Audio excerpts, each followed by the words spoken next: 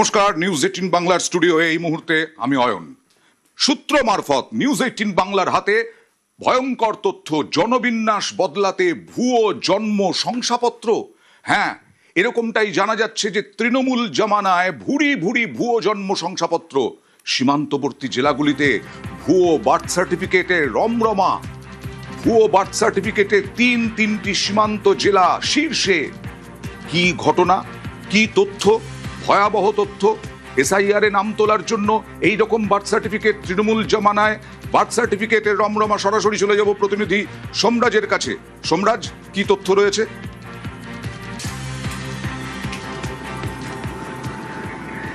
দেখো, গত এক বছরে অর্থাৎ চলতি বছরের জুন মাস পর্যন্ত, অর্থাৎ 2025 সালের জুলাই থেকে 2026-এর জুন মাস পর্যন্ত কত সংখ্যক মানুষ অর্থাৎ কত সংখ্যক নাম বার্থ সার্টিফিকেট ইস্যু হয়েছে তার একটা পরিসংখ্যান সমীক্ষা করা হয়েছিল, এবং সেখানেই দেখা যাচ্ছে যে একাধিক বার্থ সার্টিফিকেট সেগুলি জাল বা ভুয়ো। যে বার্থ সার্টিফিকেট ম্যানুয়ালি ইস্যু করা হয়েছিল তার মধ্যেও জাল সার্টিফিকেট ইস্যু দেখা যাচ্ছে, আর যেগুলি অনলাইনে ইস্যু করা হয়েছিল, যেগুলি ডিজিটালাইজ ছিল, সেগুলিও দেখা যাচ্ছে যে জাল বা ভুয়ো। এরকমই পরিসংখ্যান উঠে এসছে এবং তার সমীক্ষা করা হয়েছিল রাজ্য সরকারের তরফে।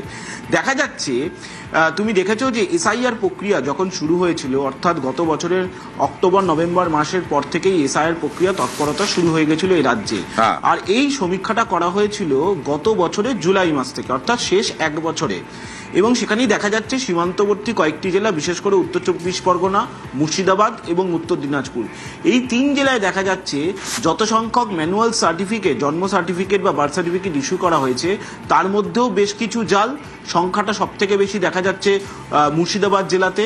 আর অন্যদিকে দেখা যাচ্ছে যেগুলি ডিজিটালাইজ হয়েছে, যে বার্থ সার্টিফিকেটগুলো, তার মধ্যেও দেখা যাচ্ছে মুর্শিদাবাদ জেলা, উত্তর দিনাজপুর জেলা, উত্তর 24 পরগনা জেলা, এই জেলাগুলিতে তুলনামূলকভাবে অনেকটাই বেশি বাকি জেলাগুলির তুলনায় যত সংখ্যক বার্থ সার্টিফিকেট ইস্যু হয়েছে তার মধ্যে ডিজিটালাইজেশন রয়েছে, অর্থাৎ সংরক্ষণ আকারে রয়েছে এই বার্থ সার্টিফিকেটের সংখ্যা যেগুলি ভুয়ো, অর্থাৎ যেগুলি জাল।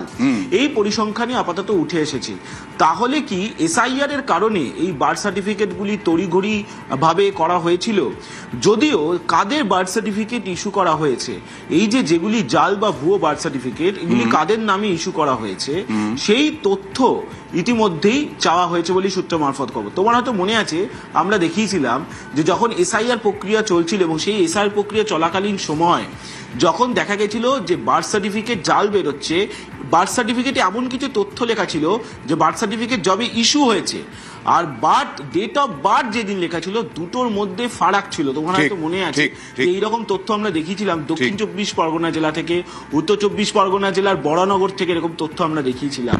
আর তারপরেই কিন্তু রাজ্য সরকার এই সমীক্ষা করা শুরু করে যে শেষ এক বছরে যত সংখ্যক বার্থ সার্টিফিকেট ইস্যু হয়েছে, যার মধ্যে ম্যানুয়ালি ইস্যু হয়েছে বা যার মধ্যে অনলাইনে ইস্যু হয়েছে, তার মধ্যে কত সংখ্যক ভুয়ো। আর তার মধ্যেই দেখা যাচ্ছে 3 সীমান্তবর্তী জেলাতে সংখ্যাটা অনেক বেশি। আমি আসবো 3 সীমান্তবর্তী জেলাতে সংখ্যাটা অনেক বেশি। ভুয়ো বার্থ সার্টিফিকেট উত্তর দিনাজপুর, মালদা, মুর্শিদাবাদ, উত্তর 24 পরগনা, ভুয়ো বার্থ সার্টিফিকেট। বাংলাদেশ পেরোলেই, এখানে এলেই, অনুপ্রবেশ হলেই, এখানে জন্মলেই বার্থ সার্টিফিকেট ইস্যুও করা হচ্ছে। বাংলাদেশে হয়তো জন্ম, কিন্তু বার্থ সার্টিফিকেট ইস্যু হচ্ছে এখানে। অগ্নিমিত্রা পাল, পুর নগরোন্নয়ন মন্ত্রী, তিনি কি বললেন আজকে এই খবরের ভিত্তিতে দেখুন। মাননীয় মুখ্যমন্ত্রী খুব ক্লিয়ারলি বলে দিয়েছেন যে যে ভুয়ো শংসাপত্র নেবে আর যে ভুয়ো শংসাপত্র দেবে তার স্ট্রিক্ট থেকে স্ট্রিক্টেস্ট পানিশমেন্ট সরকার দেবে, সেটা সরকার এনশিওর করবে। পুরো তদন্ত হবে। এবং ভুয়ো শংসাপত্র দিতে হচ্ছে কেন? তারা কি আমাদের নাগরিক নয়? তারা কি বাইরে থেকে এসেছে? সেগুলো বিষয়গুলো দেখতে হবে। কেন দিতে হচ্ছে? এসআইআর যেই শুরু হলো দেখা গেল ব্যাকডেটেড শংসাপত্র দেওয়া হচ্ছে। এগুলো তো চলতে পারে না, আর এগুলো চলতে দেব না। অনুপ্রবেশ অনেকভাবে হয়েছে।